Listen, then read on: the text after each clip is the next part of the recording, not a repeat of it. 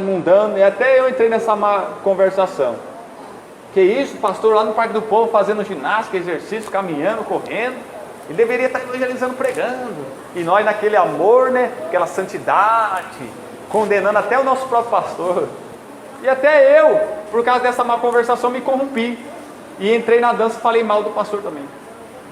Aí quando, depois de um tempo, o Espírito Santo vai me corrigir, e o Espírito Santo vai jogar bem na minha cara. Que aí quando eu comecei a dirigir a igreja, eu também queria ter um dia de lazer, de descanso. Aí o Espírito Santo veio e jogou na minha cara: lembra que você falou do seu pastor? Por que você tem o direito e seu pastor não tinha o direito de ter o lazer, de caminhar no Parque do Povo? Por quê? Todos nós, eu tropecei nas minhas palavras. Todos nós tropeçamos em palavras. Por isso não queira ficar ditando regra, ditando norma, usando medida pesada para julgar os outros, porque o feitiço se volta contra o feiticeiro. Porque toda palavra ociosa que nós disser, ou vai nos salvar, ou vai nos condenar. A mesma medida que você usar para julgar os outros, vão usar para te julgar e vão acrescentar mais ainda. Por quê? O Espírito Santo veio, viu, Diego? Você lembra que você falou mal do seu pastor aí? Que ele estava fazendo exercício, correndo caminho no Parque do Povo, no seu dia de folga, de lazer. Você achou que ele não era tão santo, que ele não era espiritual só porque estava fazendo aquilo? E hoje você quer o seu lazer, o seu descanso. Então, jogou na minha cara. E acrescentou mais ainda, por quê? Porque foi eu que falei dele. Então eu fui um hipócrita. Então acrescentou mais ainda no meu julgamento. E eu dancei, né? Todos nós tropeçamos em palavras. Por isso a Bíblia diz: seja tardio em falar, prontos para ouvir. Então temos que estar prontos para ouvir e ser tardio em falar. Temos que ganhar tempo, esperar mais um pouco, pensar 2 vezes antes de liberar a palavra, porque ela não volta mais. A palavra dita não volta mais. É sério ou não é, meus irmãos? Estamos no laço. De todos os lados estamos cercados por isso, e a qualquer momento e a toda hora, é um piscar de olhos, nós já estamos pecando. Por isso que nós precisamos de um Salvador, que santifique nossos lábios, a nossa boca, que coloque palavras na nossa língua.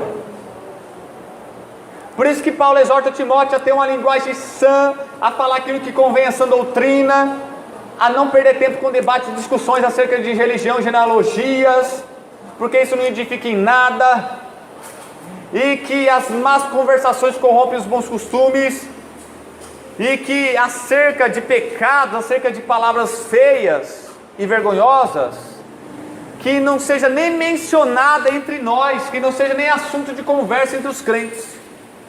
Tome cuidado com os pecados verbais. Amém? Louvado seja Deus.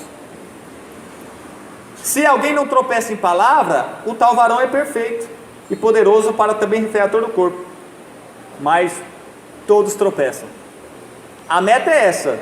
A meta é não tropeçar em nenhuma palavra para ser um varão perfeito. Se alguém não tropeça, porque há uma possibilidade, ou pelo menos nós estamos se esforçando para isso, mas no mesmo versículo diz: porque todos tropeçam em alguma coisa. Quem já tropicou em alguma coisa aí? No meio-fio, na pedra. Você estava lá distraído, olhando para a vitrine, estava caminhando, conversando, distraído, não prestou atenção e sem querer tropicou.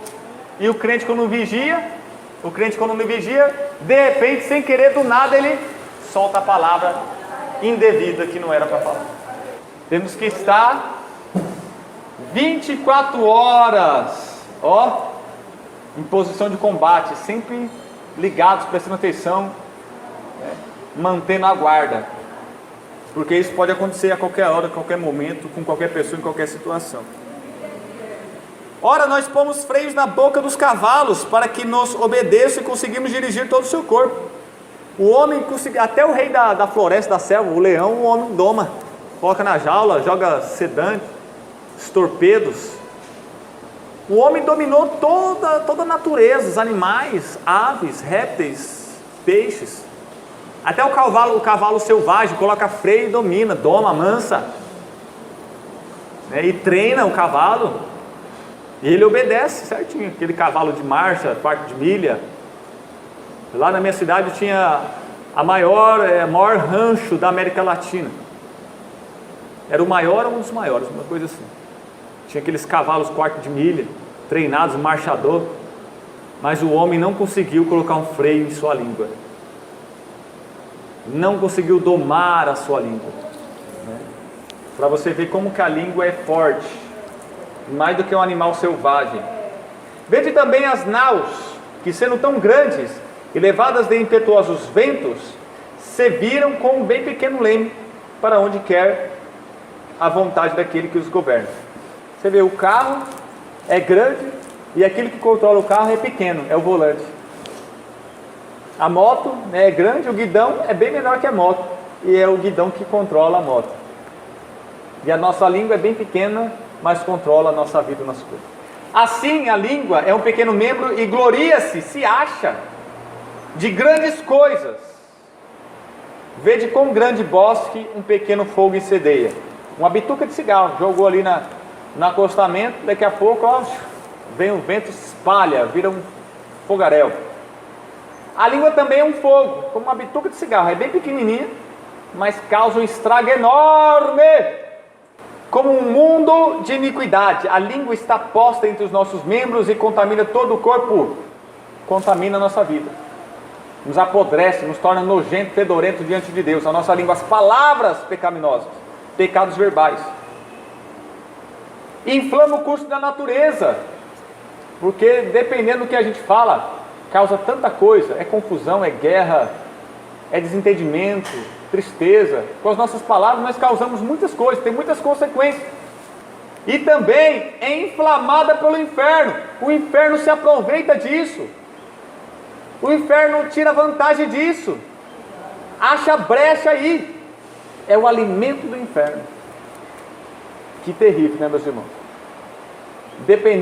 Dependendo do que você falar, Deus pode usar ou Satanás pode usar. Isso é tão complicado, porque às vezes a gente fala uma coisa e a pessoa entende outra. Aí, meu Deus do céu, para consertar, a pessoa fica brava com você, mas agora com você que você nem sabe. Quando você vai colocar os panos a limpo, é porque você disse isso. Aí você fala, meu irmão, mas não era isso que eu quis dizer não, eu falei isso querendo dizer isso, você entendeu tudo errado.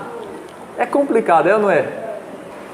Porque toda a natureza, tanto de bestas feras, como de aves, tanto de répteis, como de animais do mar, se amansa e foi domada pela natureza humana.